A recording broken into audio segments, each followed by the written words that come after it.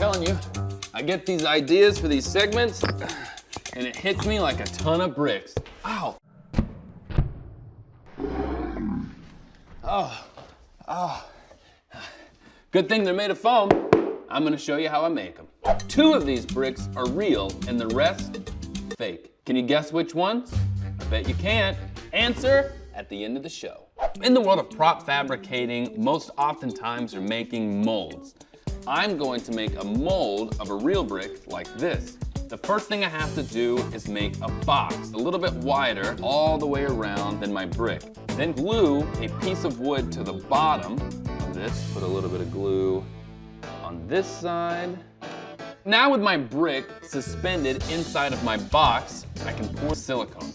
I'm gonna let the silicone stretch out like this and move around my object. The idea is to pour silicone halfway up the brick, let it cure, remove both sides of my box, then cut what's called keys, and come back and pour another layer of silicone. Keys are like teeth that keep the layers together. But first I'm applying a layer of petroleum jelly everywhere inside to keep the 2 silicone portions from sticking together. The first time I ever made a mold, I didn't put petroleum jelly between the layers and I couldn't get my object out. And it's not fun. Pouring my second layer, I've added blue tint so that it's easier to see the layers when I go to take them apart. I'm gonna keep pouring until I get it all the way flush to the edge. We let that sit for 24 hours, and we can finally take our object out. Flip it over. All the sides are unscrewed and it's not coming apart, which in the first mold I made scared me to death. But then I realized, oh, silicone is sticky, it sticks to everything. So I'm just gonna use a craft stick to wedge everything apart. Check it out. We have the blue layer that we poured second, the pink layer that we poured first, and all of our nice little keys that we made. So far, it's looking great. We have our mold. The box is off.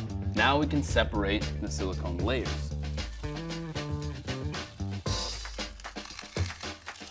Now we have a mold that's an exact replica of our brick. We have one final step to prep the mold before we can fill it with foam, and that is to cut a pour spout to pour in the liquid. With that done, everything gets reassembled. Finally, we've made it to our last stage, which is pouring in the expanding foam. I put this paper towel down with a hole cut in the middle, so when the foam starts to come out, it doesn't get all over my mold. This is what expanding foam looks like before it expands into foam. I have pre-tinted it to be a brick-ish color. All I have to do is pour part A into part B. But I have limited time to get all of that inside of this mold before it starts to fizzle, bubble, and foam its way out the top. Are you ready? Here we go. You just have to get it in the mold as quickly as possible. Rise, foam, rise. Make brick so I can hit my friends in the face. I can see it, yes! We have volcanoed the foam. Science! With the foam finished coming up, it just needs to sit for about 45 minutes before I can demold the whole thing. It all come down to this. How is our casting going to look? Ta-da! This casting came out great. The only thing that's left is to trim the pour spout and anything that's left around the edges. Boom. I could leave the brick like this, or if I want it to look a little more weathered, I can add a little bit of paint. But either way, I think this process was a success. 2 of these bricks are real, and the rest, fake. Can you guess which ones? The answer is this one and this one. Ha-ha! Whoa, I confused myself.